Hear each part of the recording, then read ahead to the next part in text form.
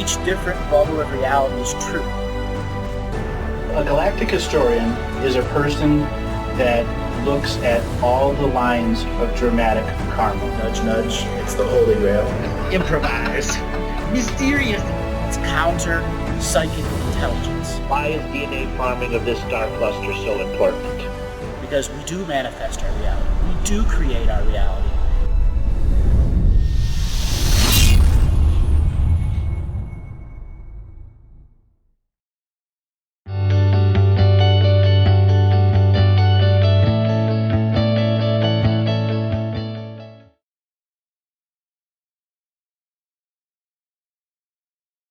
Right. So then why was he named Alexander the Great? Why Alexander the Great? Well, if you're about to conquer the world, what are you going to call yourself? I didn't know whether he called himself that or the people gave him that title of No, Great. that was the future historians gave him that name. Oh, okay. The ones that were creating the power of myth 300, 400 AD instead of when Alexander was actually in the process of the Indus Valley in our expression of current fraud time. Well, that makes it understandable. Okay. So, Andrew, a question I do have, and it's not on here, and it's quite a deep one. Talking about going, you're talking about people coming from the future and going back into the present to change the future, like in Alexandria or Alexander. I'm just wondering, with the type of work that I do with past life regression and also root cause regression, is it possible to take people from the present to ask their higher self to go back into the past and ask what's most appropriate that happened in their life, that if they made a change in that time, say in their childhood or in their teenage years, that could actually catapult their evolutionary scale in this present? Is that appropriate to do, or is that... Yes. And I do it many, many times when I'm doing healings on people. If people like an example, there was a reading I did on a gentleman named Gary that had a throat polyp that had gotten very big, and I went into the energy and I helped him release it from where it was originally created, as there's a number of other healings. So what I'll describe is, let's say you have a person that's abused as a child. Now, I run into this very, very frequently. So what I will do is I will have the adult I am presence being in front of me create a contract revocation that allows them to create sacred space and to love themselves. So as an example, I at this moment choose to be in myself, choose to be all that I am. And I look through my memories to the point that I was first abused, to the point where I lost my innocence. I look into my memories for that child looking up in anger and hatred and disrespect and all of that energy. And I love them. And I send my love from the future. And then I go to that being in my mind, the child looking out the window in despair and regression, obsession and depression. And I say it to you, I love you, my brother, for you are me. I love all that is you, all that is. Share upon my love. Find it. And hug that child and tell them who you are. I have grown through this abuse. I am a new being of the future. Feel my love. Feel everything that is about it. For it is in the now that we choose. And then I will take them to another scene when they are a little bit older where the abuse is affecting them differently. And I will once again have them go back to that child in their memory and have them meet them, hug them, love them, be a part of them. And what that does is those beings still had that experience, but the present being now has suddenly changed their experience by clearing those that are stuck as anchored, angry moments in time, where the depression, regression, obsession still keeps them looking out in the window 30 years in the future, because that is a soul shard. And when we begin to integrate those back into us, we change the now, exactly like you just asked.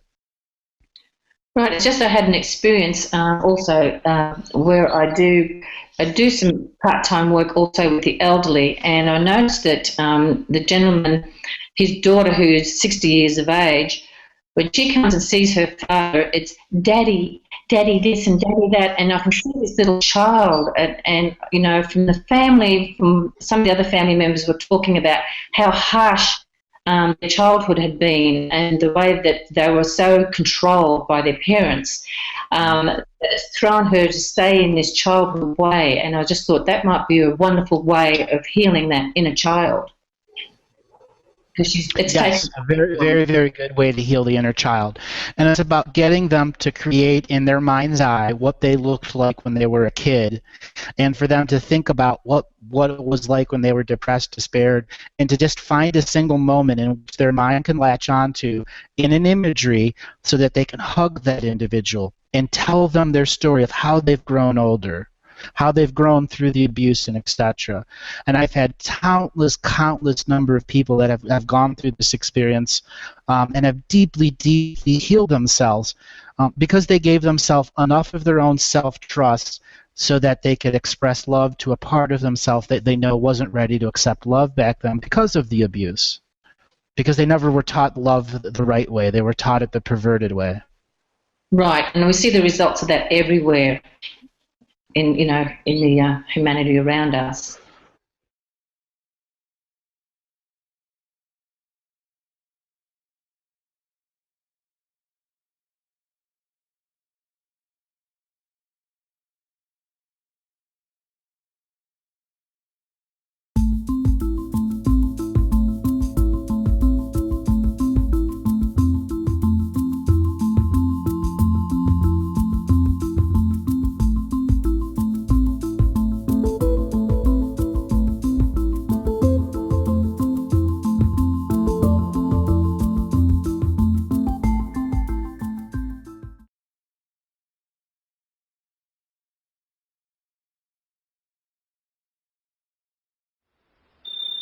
.805, your name and where you're calling from? Yes, my name, Edward. Hey, Edward, how you doing today? Pretty good, sir. And where am I from? Santa Barbara? So how you doing today? Well, it's a little earlier than I usually get up. It's a little after 7. So how can I help you today? Oh, you want to speak? Okay. I have a condition of basal cell carcinoma on my left forehead. It's now about roughly 1.5 inches by 1.5 inches in size, and I had radiation about 2 years ago that completely eliminated it. I shouldn't have done it. I know better. Mm-hmm. But it did go away, and then about a year later, a little bump came back, and I didn't pay much attention. I don't know why I didn't, but I didn't. And it started to get larger, and now it's the size it is. I had this same place, same condition in the middle 90s in Connecticut. I'm from Connecticut. And I went to a naturopathic friend, and over a period of about 6 months, it did heal completely, but then it came back in 90, when I came out here in 2000, about eight years later it came back. Okay. Something like that. I can't remember exactly. And now you have this carcinoma on above your left eye, is what you're saying? Yeah. No, same place. Okay. It's at my hairline, up on the left-hand side of my forehead. Okay. Actually, this is a wound you suffered from in World War I. It's past life written all over you. I'll go into it if you'd like. Yes, you were in a trench in France, and you were basically told to pop your head up and scan the enemy, because the spyglass that you had, the L-shaped spyglass you had, was already destroyed. Yes. 2 previous people had stuck their head up and shot, and the British general, who was commanding some French troops, you were a Frenchman at this time, was using a translator to tell you the next person to stick their head up.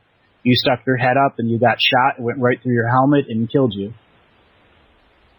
This message for you is about understanding there are people that are trying to give you orders, and this is the lifetime you don't have to take any orders. This is the lifetime you reclaim your free will and understand the previous wars that you've caught in was because you are service to others' spirit that it got caught into the drama of the universe.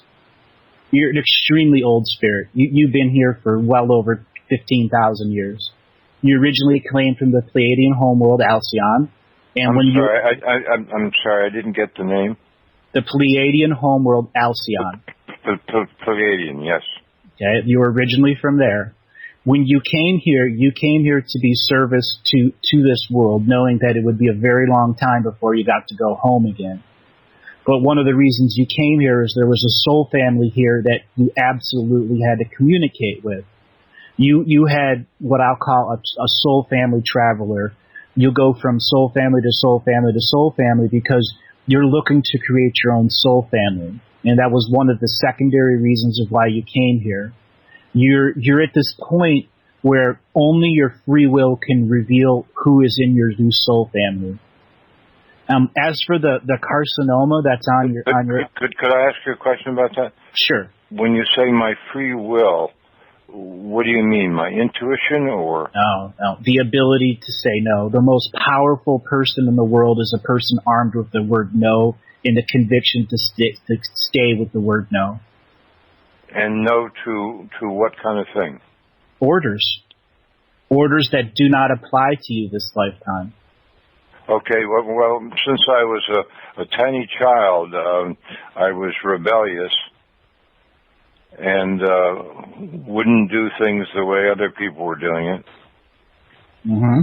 And then I realized as I became a psychologist much later on, I had a realization that acquiescence and rebellion are both two sides of the same coin. So I stopped being rebellious. I just became like neutral and decided what I wanted to do. That's exactly what I'm saying.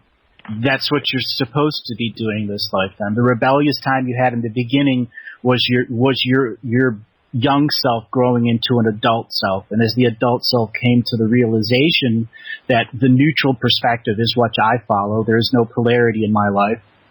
You simply look at the world and be the observer from the third-party neutral perspective and don't allow polarity into your life. You don't allow the positive, the negative to affect you. But there are times that you have to say no, because there are beings only of polarity in this world who absolutely insist with no end that you follow their polarity. Yes. And that's what you're resisting this lifetime. Yeah. And that wound on your head is the representation of that actual resistance. You're here this lifetime to heal that wound, because after you died, 6 more people died before somebody finally put a gun up and shot that general right in the head. Uh-huh. So 9 people had to die for that general's ego. Right. Okay? So what I'm going to suggest for you is, honestly, you need to heal the wound. And you need to heal the wound in a way that's going to bring the spiritual healing behind it, too. Yes. You're at this point in your lifetime where you can make these free-willed choices. There are numerous hosts and guests who talk specifically about using hemp oil or hash oil on cancers. I've personally used hemp oil on people with cancers and seen it removed in a matter of 5 months. People that are covered in carcinomas or skin cancer cells all over their back. We're talking a tiny little dot the size of a dime once a day. And you'll notice immediately that it'll go through the rejection phase. And that rejection phase is because the actual energy of the hash oil combined with the energy of the spirit wound is drawing out the spirit wound, quite literally. Think of it like snake venom this lifetime, and that's right. What that wound is. Now, may I say something, Andrew? Sure.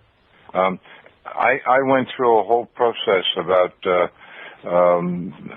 for almost a year using Rick Simpson's cannabis oil. Mm-hmm. And it just formed a lot of pus. It didn't really do anything.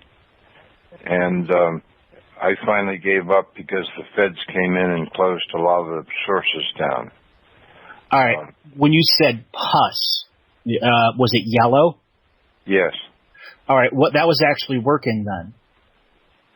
It was actually working. You just didn't have the second part of the equation.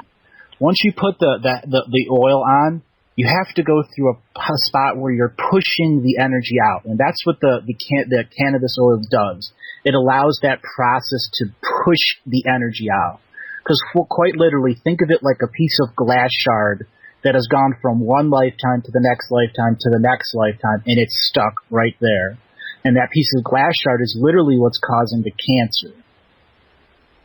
Okay. Now, the problem I had was that because of the federal restrictions and everything, I don't know where to get, and there's so many different strains. I use San Fernando Valley, Kush, which I have a medical intuitive woman, Sylvia Salazar, I work with in town, and she thought that was the best, and then they couldn't get any more, and it's become very difficult to get. You're in San Diego? Santa Barbara. Santa Barbara. Yeah, and they moved in about a year ago and closed a lot of the stores down, including the wonderful store, the pharmacy that I've been dealing with for the past 6 months.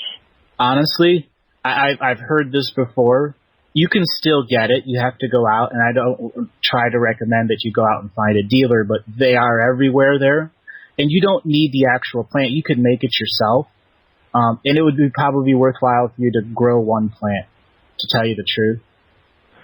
Well, because you can also juice the plant too. Yeah, I'm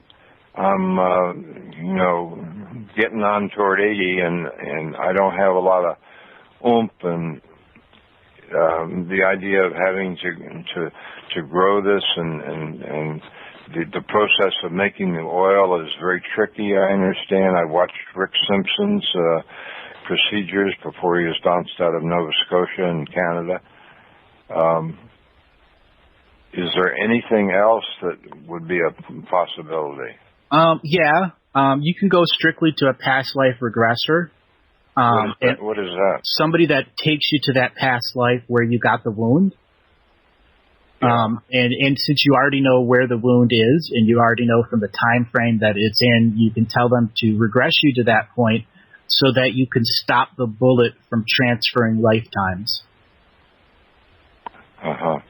So literally the bullet is that term glass shard, because metal doesn't transfer from lifetime to lifetime. It's a very tricky thing to understand what bullets are. Bullets are very, very tricky on how they function from the physical world to the spirit world to the next lifetime.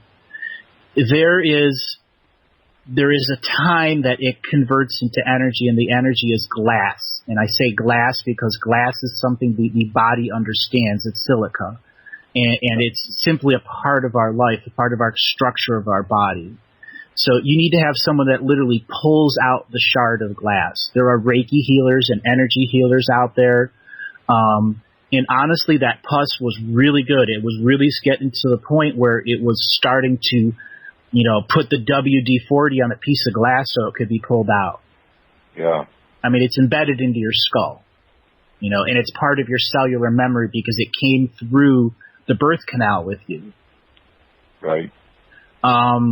Do you ever go see any energy healers, hands-on energy healers, somebody like an acupressurist or an energy palm healer? Well, I was using a woman for about 5 months, energy healer, and she did nothing. It was I didn't get the feeling she was very good.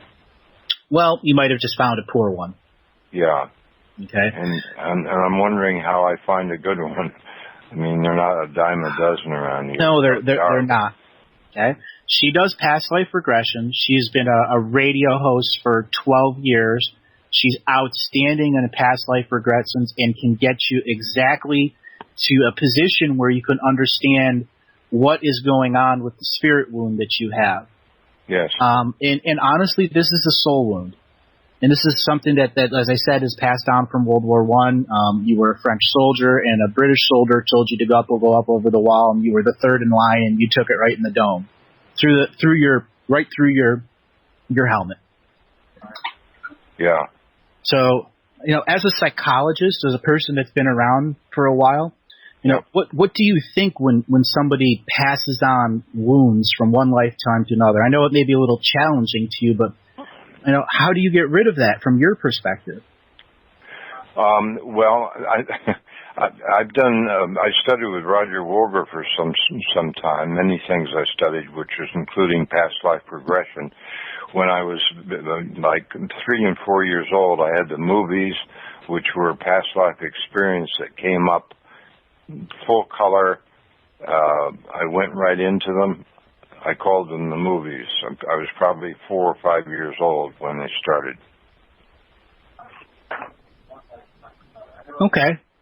Hold on just a second. We're joined by another caller. 509, your name and where you're calling from? Oh, my name is Ann, and I'm from Northeast Washington. I called before. I was going to suggest that there is a product, Nutiva. They make they process a lot of oils, and it's the hemp oil. I don't know if it's strong enough, but that might work for him. That's the hemp oil that's legal to buy over the counter anywhere in the 50 states? Yeah, does that work? It does work. It just takes a lot longer to function. Okay. It says cold pressed and it's cured. So I've got it myself. Right, it's cold pressed and it's cured.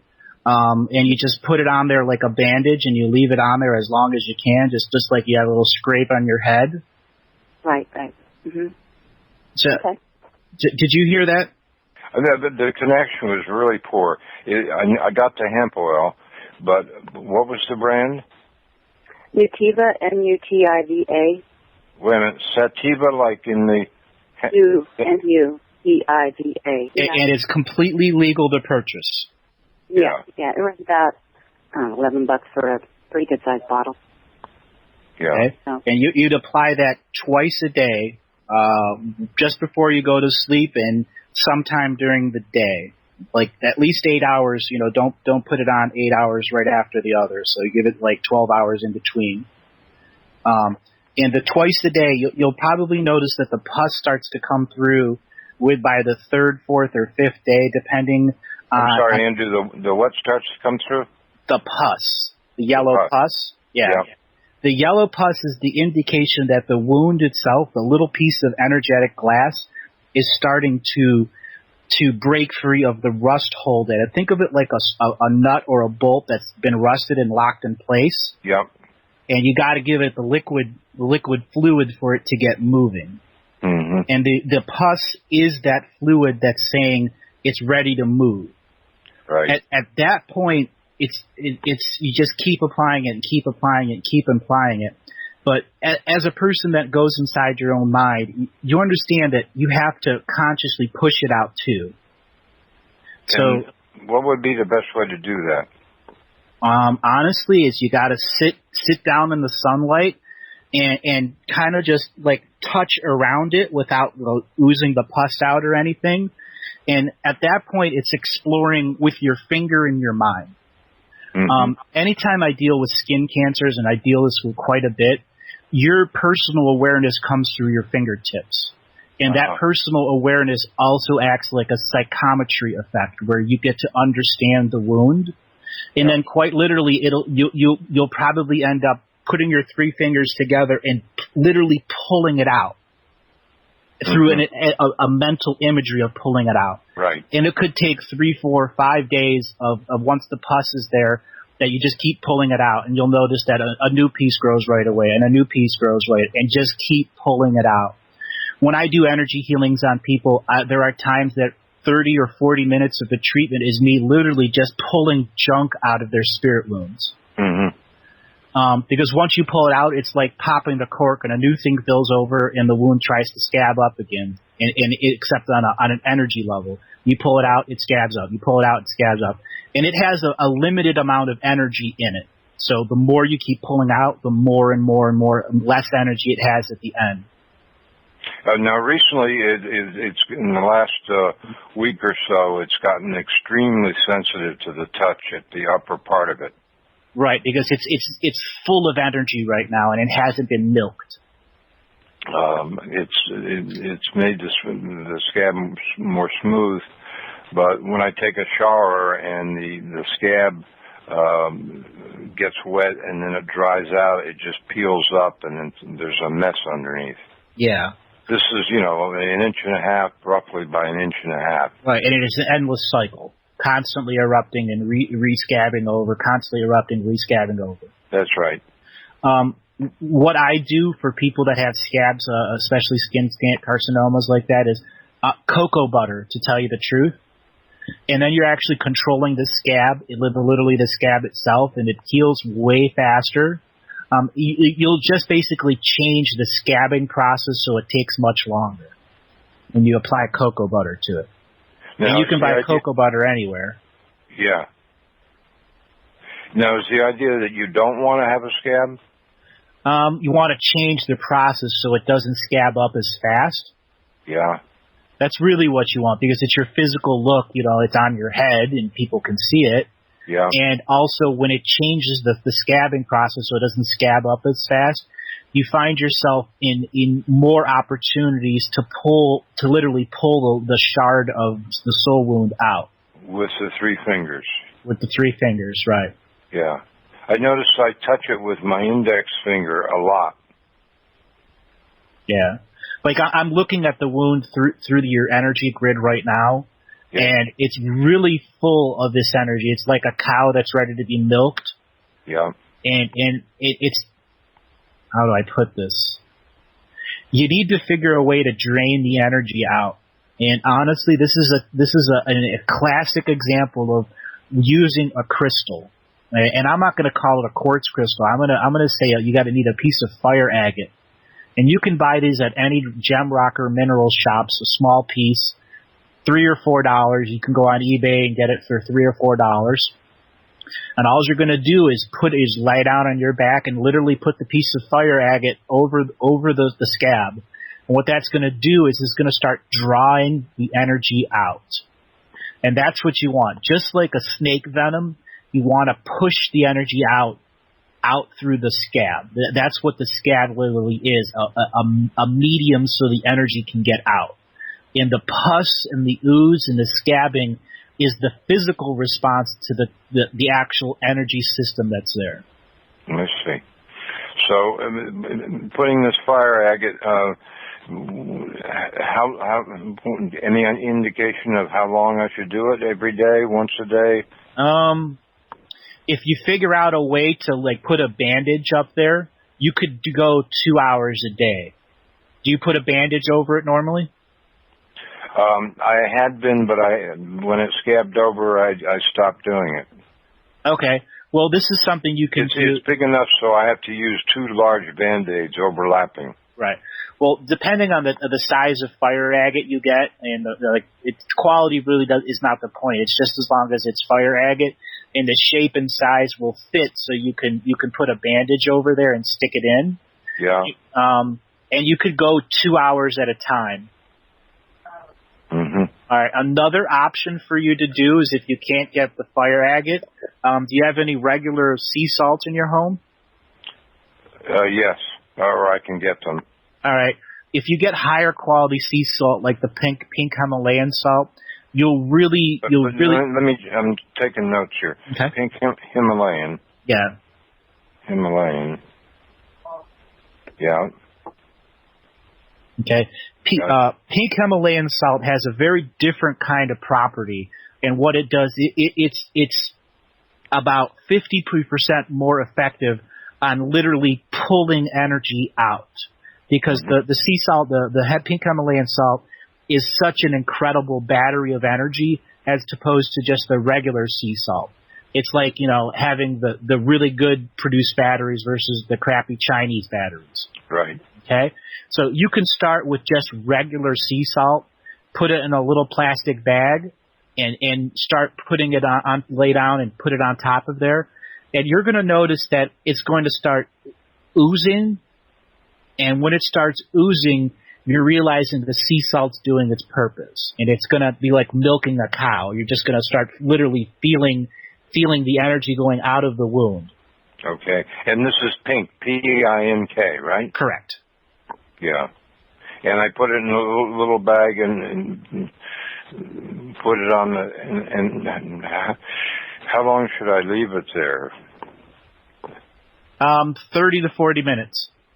Okay. Just sit down, watch some TV, watch the news, whatever. Yeah, I don't watch TV. All right, we read a book, whatever. Yeah, right. Okay. Should I do all this in combination? We've talked about Rebecca and yes. getting a session of past life with her. Absolutely. Trying to find some hemp oil. The cocoa butter, you didn't really go into that much. What do I, that keeps the scab loose? It basically stops the scab from getting dry and hard. And then it slows down the scabbing process. Right. Okay. And the idea is that the scabbing prevents the release of this energy. Mm-hmm. Okay. And when you go to buy the fire agate, get a piece that's terminated. What does that mean? It's got a point on the end. I see. Okay. There's a lot of fake stuff out there, and you got to go to a reputable shop. I buy and sell stones all the time, but you can go on eBay, you can go to your local shops, find somebody that you trust.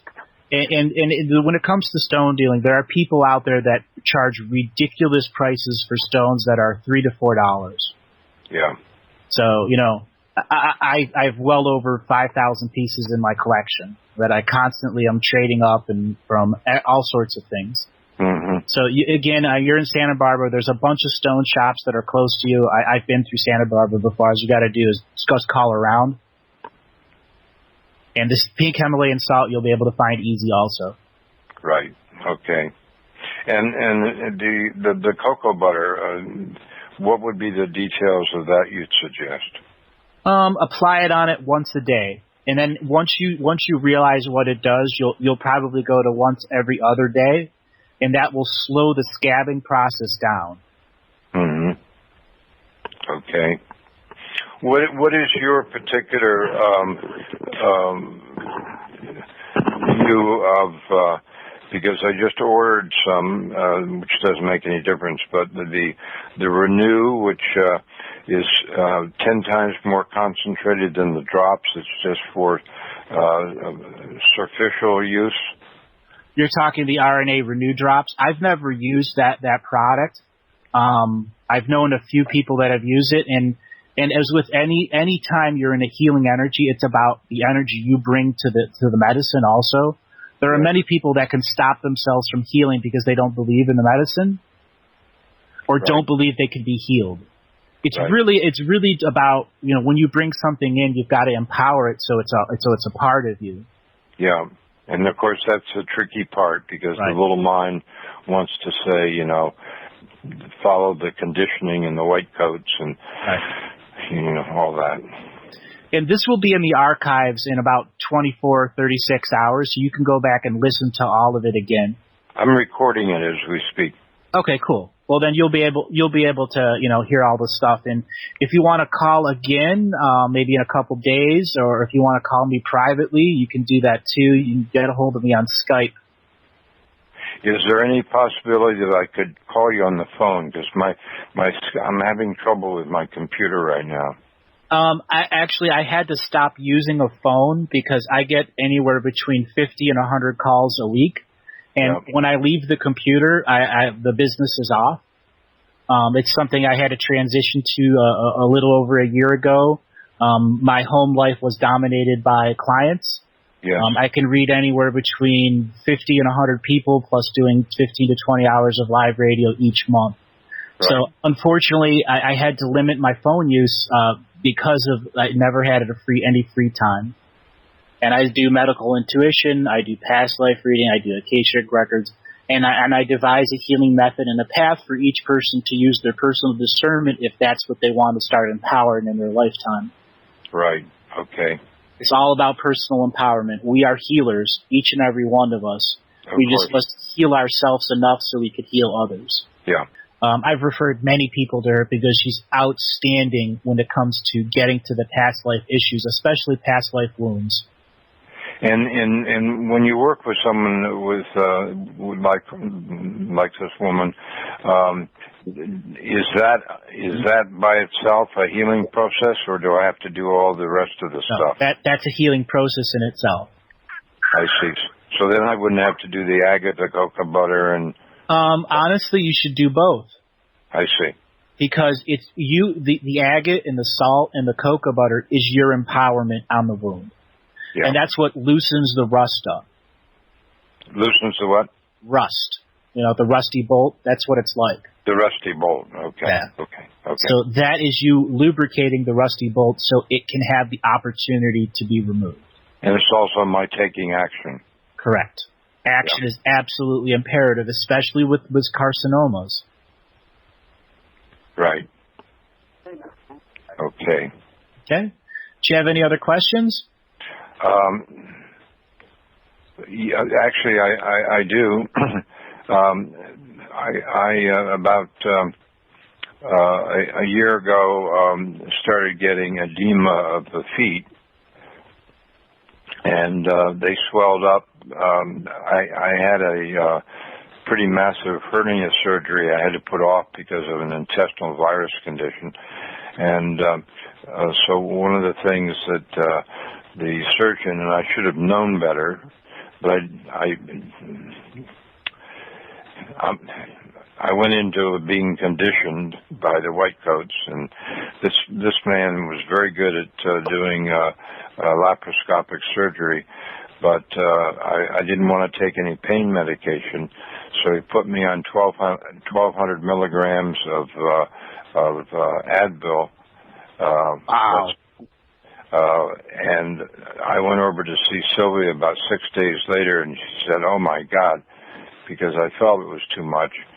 And she said, "Stop that right away," which I did.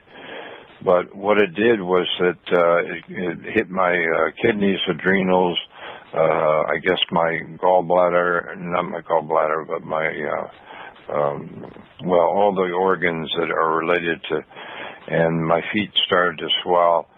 And I developed at the top of my, at the beginning of my ankle at my foot down to, an area about 4.5 inches on both feet, a dark red appeared, which wraps around partly to both sides. And the edema from kidneys and those related organs, I guess I really screwed up by taking that much Advil. 1,200 milligrams is criminal, to tell you the truth. It's colossal. It's criminal, yes. It's criminal. And I did it just for about 5 or 6 days. That's criminal, honestly. That's absolutely criminal. That they're putting that much putting you on that much. I can't believe that. I hear things like that so often, and it's really, really unfortunate. Really, really, really unfortunate that it comes down to like that. And so many of these skin cancers can be taken care of with many homeopathic methods and self-empowerment. Particularly the hemp seed oil, the hash oil, whatever. Well, this wasn't the basal cell. This was the outcome from my hernia operation. Well, I was referring to cancer in general. Oh, Joe, I see. Cancer in general. Yeah. Even the FDA can no longer deny that hemp seed oil and hemp oil is curing cancers. They've even announced it over the last couple of weeks. Yes.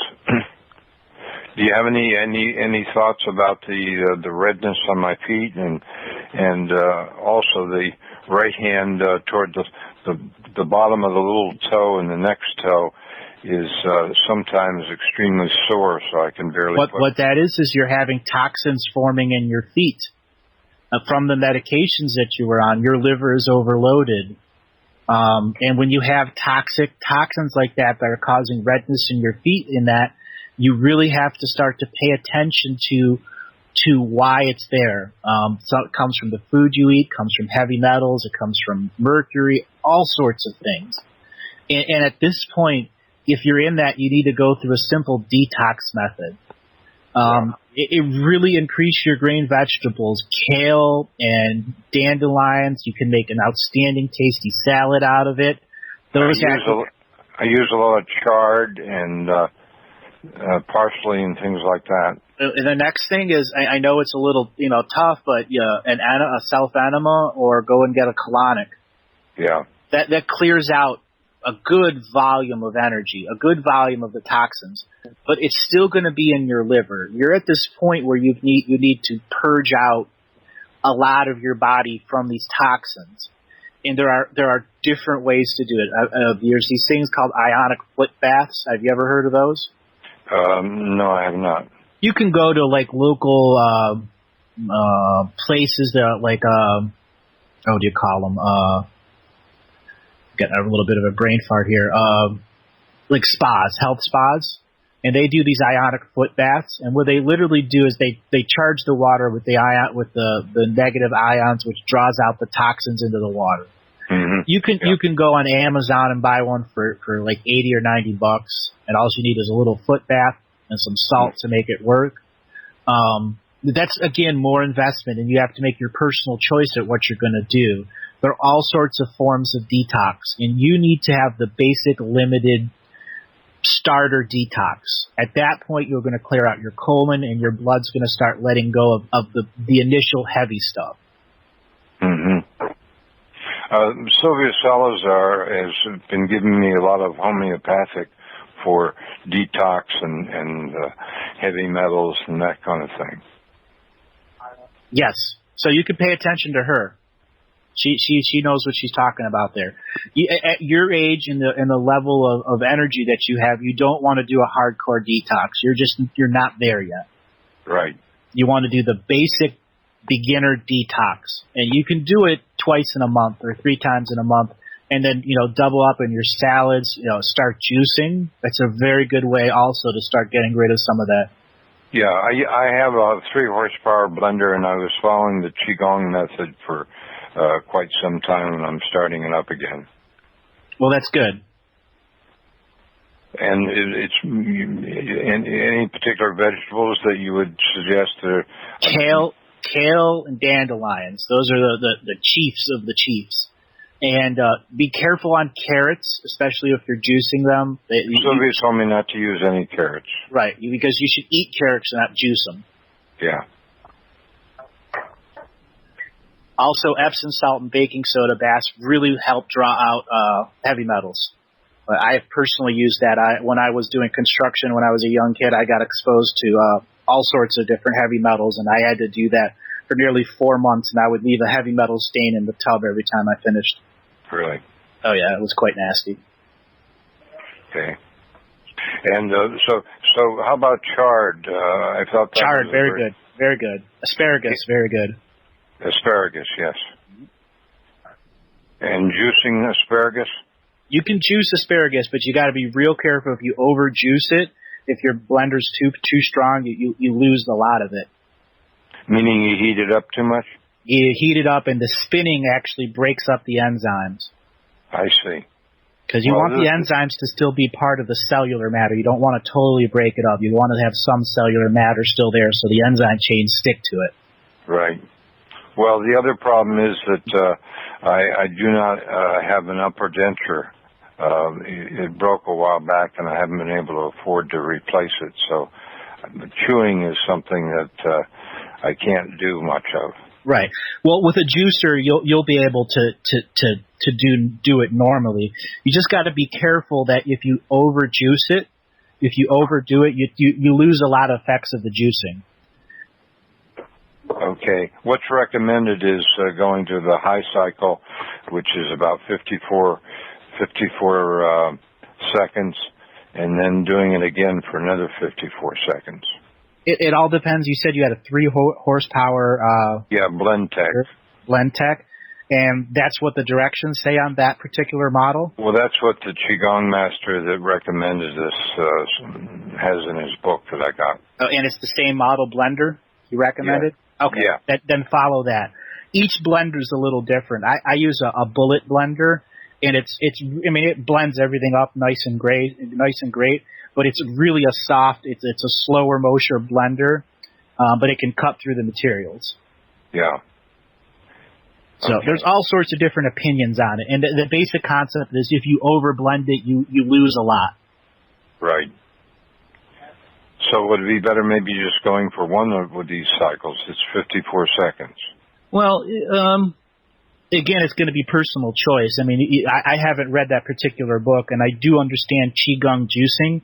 I've done it personally, and it does do some amazing effects, but you must combine that with the Qigong exercises. Right. And if you don't, what happens is your actual elemental nature comes out of balance, and you'll go too high to the metal, too high to the wood side, too high to the earth energies, and you're not going to be balancing.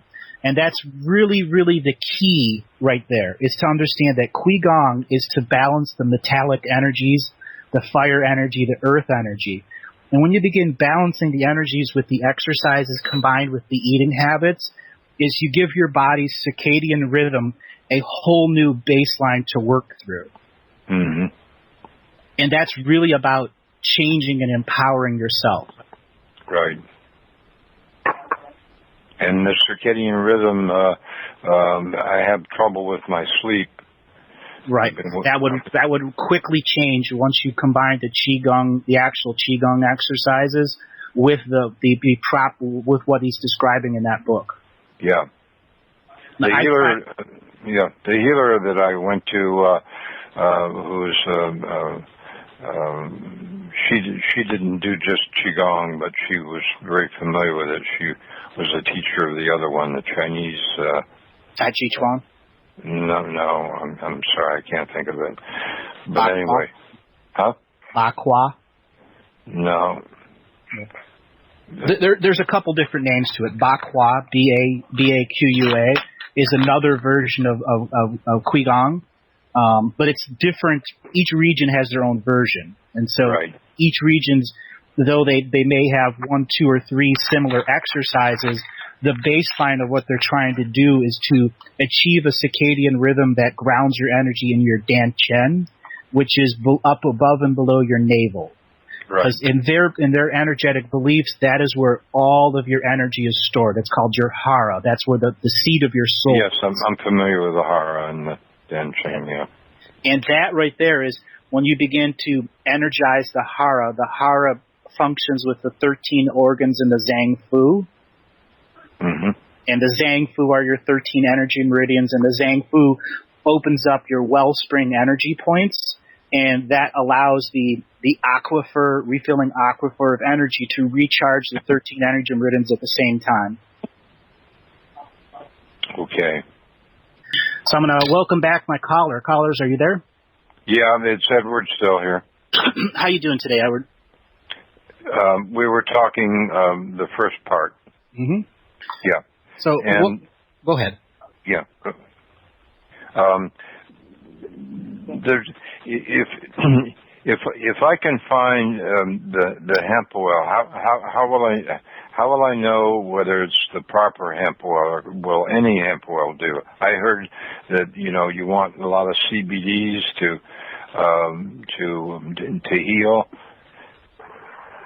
Really, what it comes down to is when you get hemp oil, if you're going to get the black oil that's extracted from the actual plant, whether they use an alcohol extraction, a boiling method, or whatever it turns out their method, it's about the color.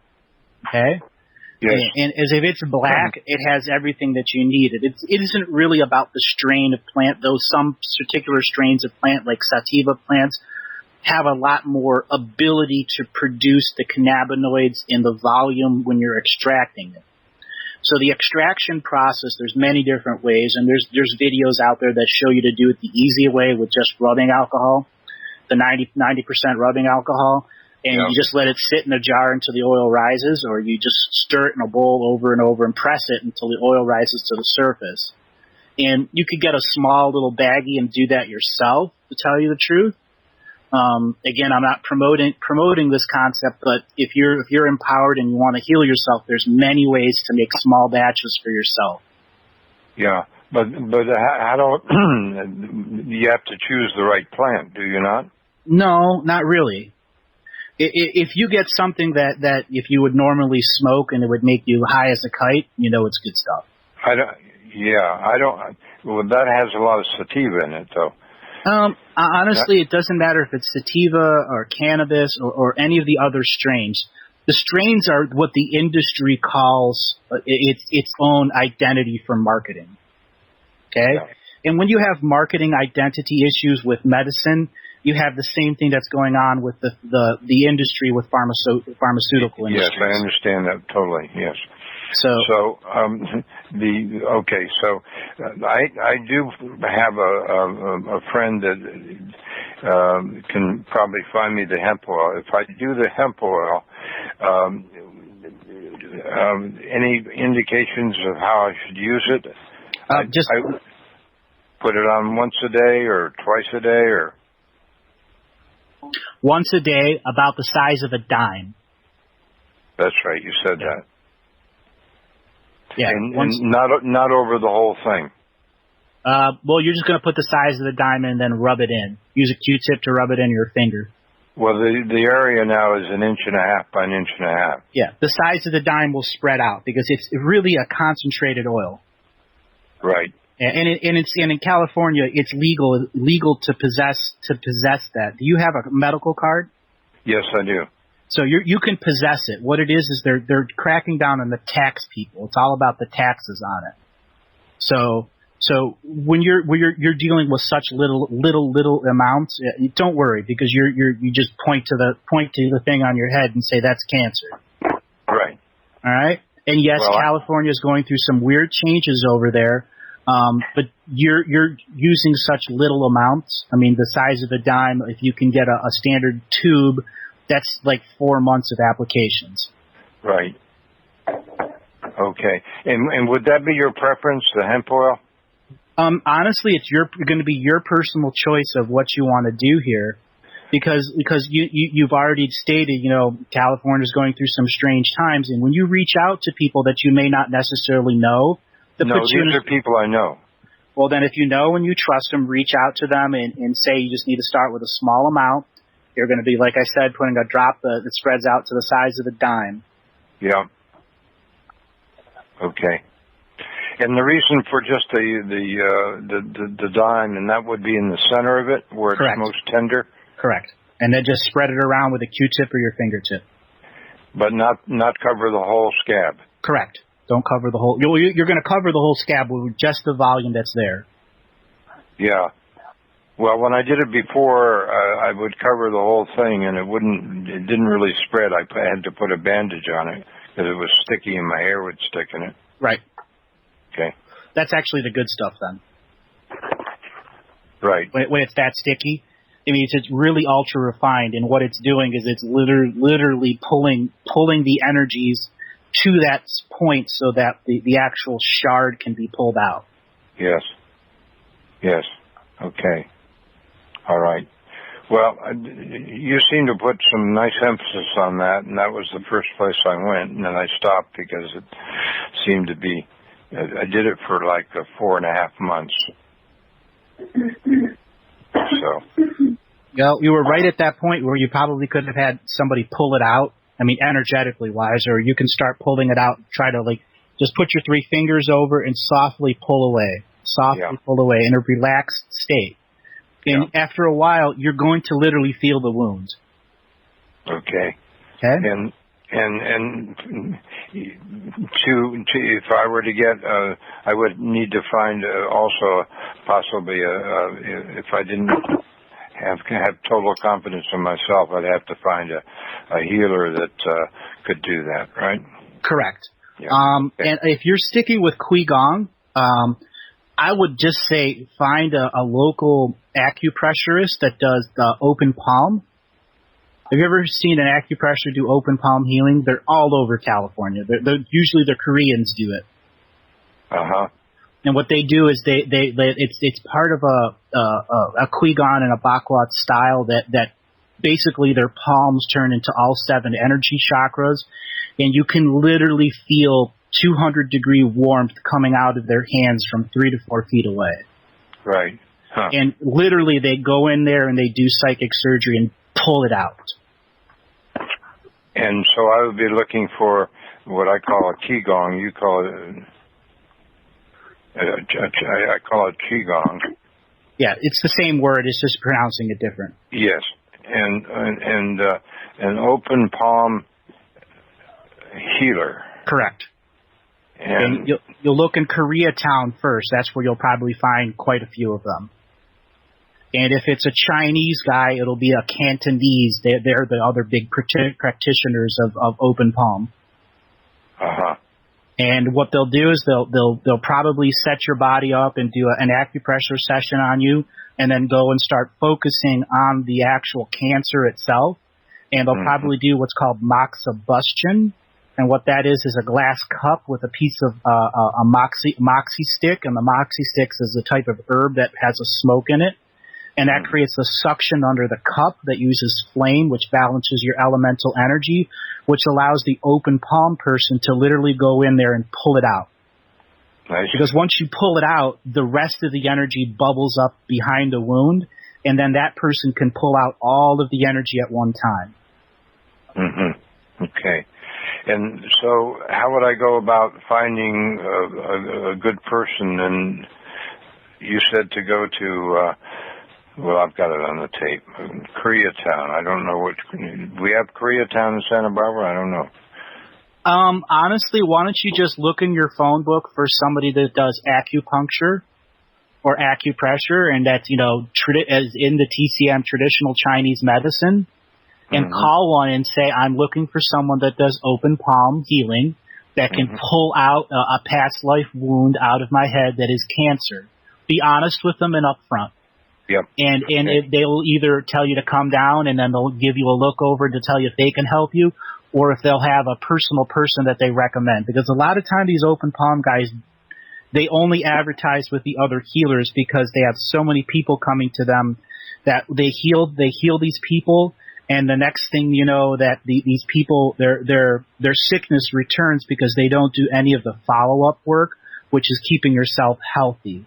That is absolutely vital to understand about the traditional Chinese medicine concept. It is to stop you from being sick by the preventative medicine. Right. Okay. So just call an acupressure Chinese, for instance, and... Yeah, and just ask. Say your story. I've got cancer on my forehead.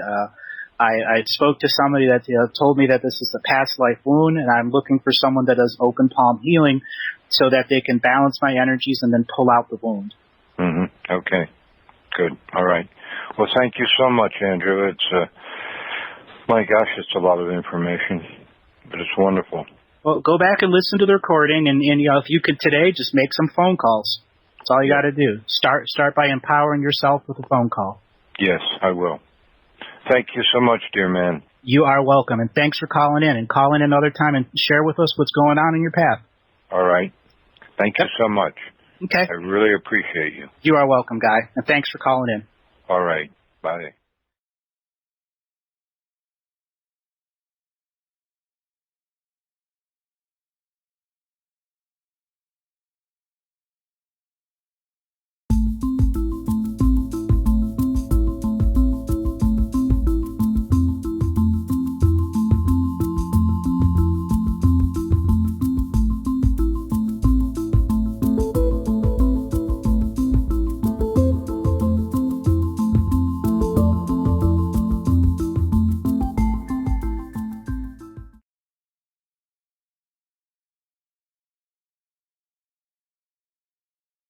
So we're going to move on to the next caller, and our next caller is Romalie. Romalie, where are you calling from? Seattle. Seattle, welcome to the show. What kind of questions do you want to start with? Well, I took a class with Dolores Cannon a few years ago, and I had a past life regression to a situation of presiding over a ritual sacrifice of my daughter. Mm-hmm. And I was interested in anything you might have to say about it. I sort of got a download that I agreed to do this, and that I came into life to do this.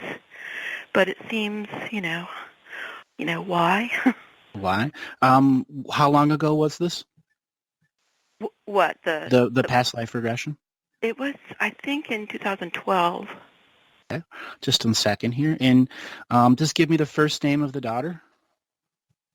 At that time, I don't know. No, currently. Phoebe. 1 second here. All right. Well, what's going on here is you have a tremendous amount of religious energy between you and her. And in fact, she has sacrificed you and you have sacrificed her many times. And the first sacrifice that's between you goes back to about 800 BC when both of you were living in the Olmec lifestyle in Mesoamerica. Ritual sacrifice only existed when the DNA lineage got an impure process within it, some form of DNA. In fact, what had happened is the DNA lineage that you were in the Olmec situation actually self-procreated into what we call the long skulls. Are you familiar with the long skulls? Yes. So in that scenario, your daughter in 800 BC was born and had a normal head, and then all of a sudden her head changed into a long skull format when she was about 6 months old. And the priests of that era knew that that was a good thing and yet a very bad thing. That means the lineage itself had something had come into it, and there was great change, and there was a sacrifice that was done to the god, the Olmec god of that time, which was Quetzalcoatl, and that was the first perversion of the lineage, and many of the members of the Olmec situations began not incarnating in that lineage anymore. That sacrifice was supposed to stop the lineage being destroyed. But it didn't matter because the curse had already begun from the religious wars that were raging through time.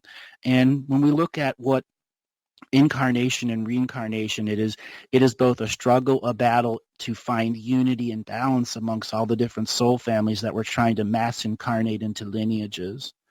So for this lifetime, it's understanding that there's great change that's going to be coming from your daughter, and that past life regression that affected you so much is where you have to begin to let go of the birth traumas that were created from the past life sacrifice, both on your side and her side. In fact, she sacrificed you many more times in the future. And one of the reasons you're feeling this is because your soul never got a full life review of what it meant for that lineage change. Is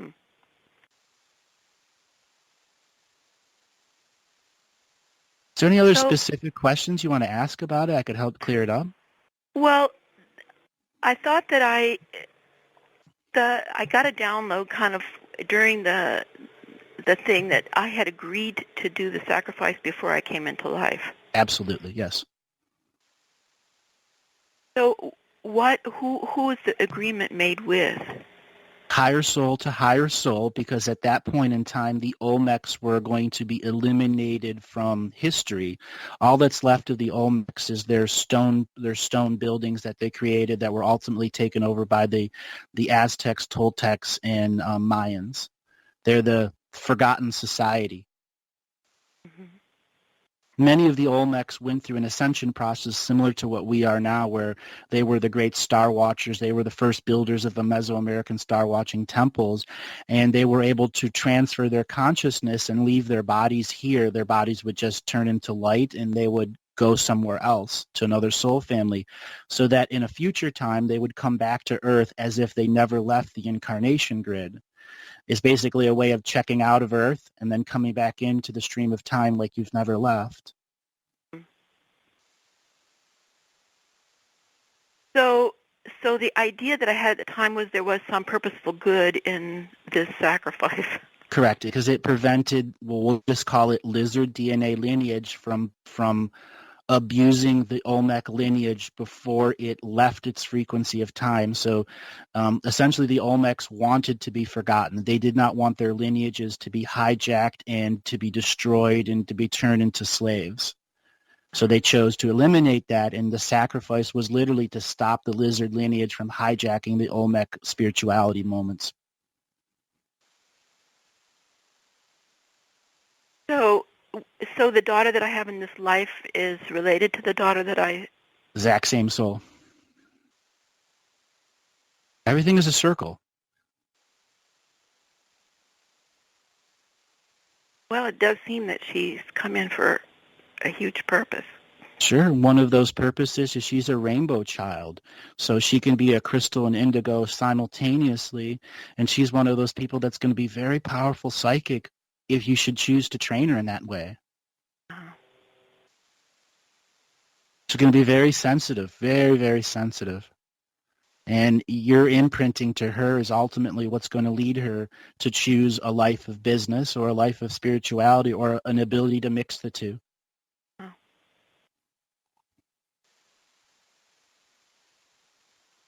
What other kind of questions you want to ask?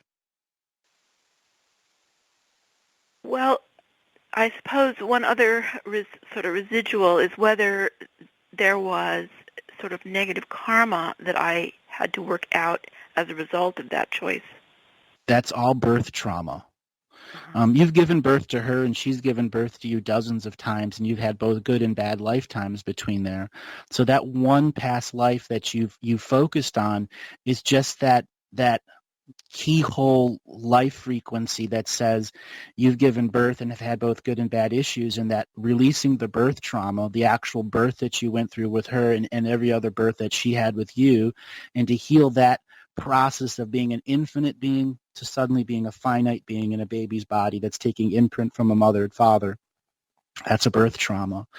And I believe in the Dolores Cannon method, they do take you directly back to those moments, and they can release those birth traumas. So it would be a very good idea for you to go to the past life regression persons and say, hey, I've got issues that are going on with my child, and I know that there's birth traumas there, and I need to release those so that you can have what's called a somatic release during the regression, a tearing release. Uh-huh.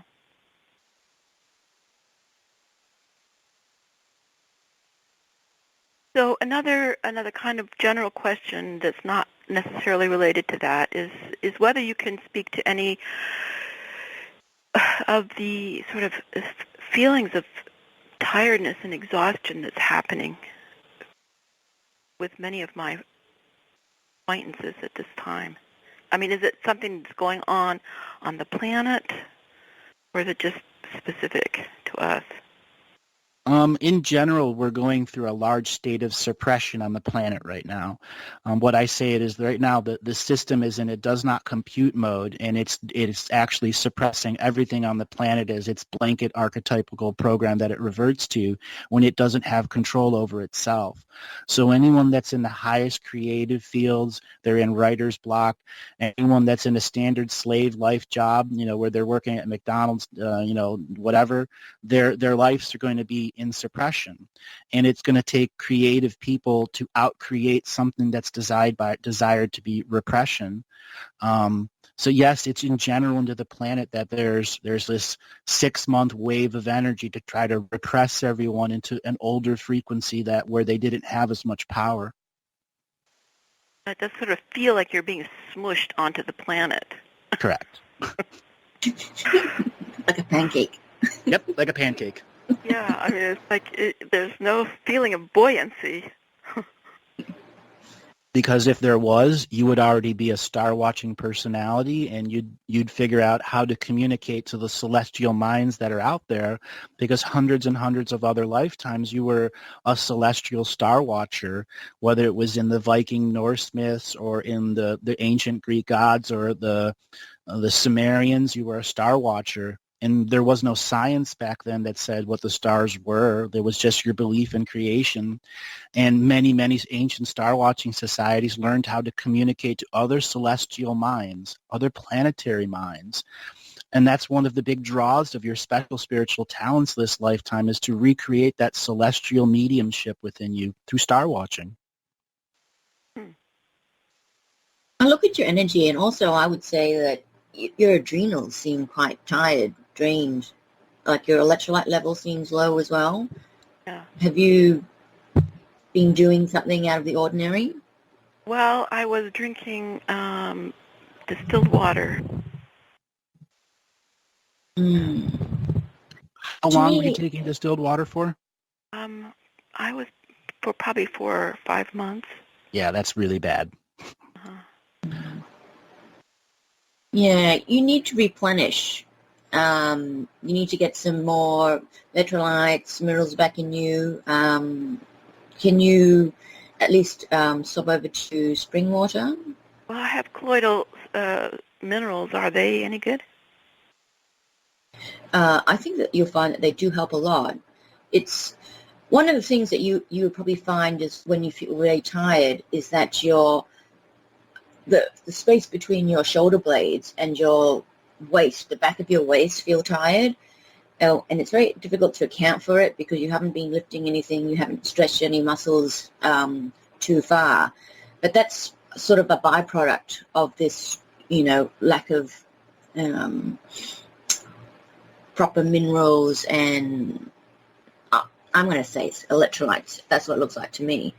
If you can just bulk up those levels a bit, I think you'll find that you have a lot more energy and you don't feel as drained on a regular basis. Oh, okay. I can do that. You can go out and get something called Pedialyte, and that's for children that are having diarrhea or losing fluids rapidly, and it makes you retain water. The next thing to do is you got to understand that when you're taking large volumes of distilled water, you aren't getting the minerals, the vitamins, and all that other stuff that naturally comes in the water. And that water is also, the distilled water has also had its energy taken out of it. So you're at a point where you need the natural element of water. So finding a raging river or a big open pond that you can begin to meditate by will begin to bring back a lot of that natural ability to be shapeless and formless. And distilled water is not shapeless and formless. It has been made into a distilled format. So you need that shapeless, formless concept back again where water can go to every direction of your soul. Thank you. Yeah, osmosis into the soul. Yeah. Think of it, your soul is like a dried up sponge. It needs some water. In layman terms. Layman terms. So what other kind of questions do you want? Well, I don't know. Well, I've got one for you. Okay. Okay. How many past life regressions have you gone through? Well, I had one powerful one, and then I got a little snippet of another one, and then I sort of remembered how I felt in the womb before I was born. Beautiful. Anyone that's ever had a past life regression that can remember the womb, that means it's still there. That means something wasn't stolen from you in this lifetime. We all, at any moment in time, can get back to the child in the womb where we were just a heart with no eyes, no ears, no arms, no legs, yet we still fully perceived who we are. I recall feeling so excited. Yes, excited to be coming in. Yeah, just really looking forward to it. Mm-hmm. So what are you doing for business and a job now? Well, I'm a psychiatrist. I knew it. And I work not too far from you. The irony of 1 degree of separation is just really cool. So, Kathy, do you want to ask a question? I would, I was looking at your energy before about, work and career and all that sort of stuff. And it seems like you're almost, I'm not going to say crossroads, and you're not in a quandary, but it's almost like you're kind of wondering, is there more to this? I mean, what you do is good work. You really help people. You have a lot of satisfaction, yet there seems to be some, unrest within you. I think a lot of that is because you've just got so much that you want to do, and because of your job, you end up not having a lot of time to do it, and you sort of are trying to work out how could you fit everything in, when in the reality it's not how could you fit everything in, it's how could you better manage your time. Because if you could be more strict with your own time, which I think for you is a weakness, you could find that you could fit a lot more in and do a lot more, whether it's a different kind of work, a side employment, or an interest that takes you somewhere else. You could fit it in, but it's all about time. You know, it's a very strange thing to point out, but at the same time, I think it's very relevant for you. Well, I contemplate every day. I drive over an hour each way, and I contemplate every day what would I want to do if I could do anything. And it's kind of like I've come to this sort of place where I can't really think of what else I would want to do. I mean, I've not felt this way in my life. Right, before. because you've healed so many people in your life, and you haven't had the full acknowledgement of this I am presence of how many people you've healed. Like it's been satisfying. It's just, like I said, you're not dissatisfied with it. It's just that you seem to need or want something else as well. It's a difficult place to be in because it's confusing.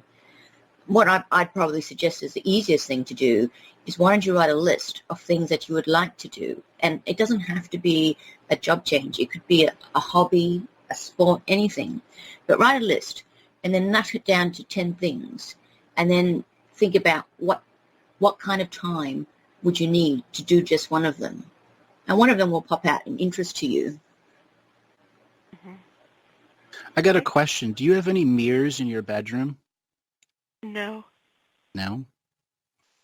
There is some type of energy that's reflecting in your room that's bringing, I want to say, something that when you were 16, right around 16 years old, there was a time where I want to say there were some limited form of dreams or nightmares that were coming into you, and it's starting to come back now, and there's a portal that's coming in through your room. That's why I asked about the mirrors. I would take a very good look at your room and look at the reflective surfaces that are there that you might not have realized might have been a mirror, like a TV is a mirror. What does your window look onto? What? What does your window from your bedroom look onto? I What look is out you? on Puget Sound. I'm sorry, exactly. what? Onto the water Mm. and the mountains. Mm. Do you have curtains closed at night? No. I usually have all the doors and windows open. Yeah, and I that's have a lot of windows.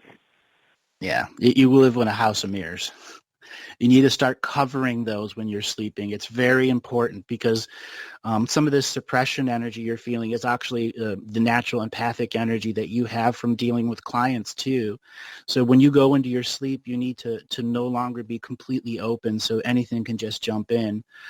Something that people got to know about the Puget Sound in the Seattle area, lots of people died in those waters, both from storms and violence and things that just happen. And you can't be an open portal anymore. You have to take very concise efforts to protect your sleeping area so that you can connect with your dreams. Uh-huh. Now when it storms, I usually open everything up. That's a little different, storming. Kathy, what do you want to add about having, windows open during your sleep? It's a double-edged sword kind of thing. It's like, I understand you love the breeze, but at the same time, you're at your most vulnerable when you're asleep. So, all sorts of energies are free to move in and out. What I would say is, if for the short term, why don't you try closing the curtains? If you have to have the windows open, at least close the curtains for just a small measure. And then look up on the internet. I have no curtains. Oh, no curtains. Can you help hang a sheet up there? I think you need to invest in the curtains. A big towel. But have you heard of a thing called a bakwa? No. It's an Asian thing. They use it a lot in feng shui, and it's like a hexagonal shape. It's usually that's about the size of your palm or a bit bigger, and there is some ancient symbol, let's call it, on it, and it has a lot of mirrors. And what you do is you put it outside the window, so it's on. So if you were to go outside of the house and put it above the window on the wall that's facing the lake. And just leave it there, because what that does, and why they use it in Asia, is if there was some energy or entity or spirit, whatever is around, they will come to your, let's say, window, and they will see themselves in this special bakwa mirror, and you will scare them. How do you spell that? I'll have to think. Let me think, and I'll get back to you on that one. Okay. But it's something like BAU and then GAHU, something like that. But I will look it up, how to spell it in English, and then we'll definitely say it again so that you can look for them on the internet. I'm sure you can buy them on the internet as well. But like in Asia, one of the most common uses of it is if you were living opposite a hospital or a cemetery, then they have them all outside the places because there is just so much energy that's coming that whoever lives in that house cannot deal with it. So it's a simple way that you can put something up and already feel more calm inside, and know that if there was some energies coming, that it would repel them by their awful, ugly features. Assuming they're ugly. Just be scared of them, their own reflection, basically. And using the power of the mirrors to your advantage is something that you should literally consider. And then where you work at too, you should begin using these same concepts there. You will notice you'll have a lot more energy. A lot of times when clients come to you, you may not even realize that they're just full of dense energy or things that are observing them. And when you begin to heal people or counsel people, when they leave, their entourage may stick around so that you can heal that light body that didn't understand what it is that you were trying to do. And the use of the mirrors reflects all of that energy back at them so that light body can solve its own problem. We have got to end the call and move on to the next one, but this was really special. Thank you so much. Thank you. Yes. Great to talk to you. Okay. Bye. Bye. That was another really interesting reading. Yeah, very interesting, especially the little issues that come up, like, water. One wouldn't think of that of reflection, but there was something, just knew it. That's why I was asking her. I'm like, well, in your bedroom, she said no mirrors, but every window is open, looking right on the water. That's a double reflection. Mm-hmm. People have to realize there's an ancient history behind every body of water that's there. And yes, it's great to look at, and it's beautiful when you're awake, but when you're asleep, there's a whole different perception. All the unseen forces are there. That is so true. And you're at your most vulnerable. Exactly, because you're in your other dream space.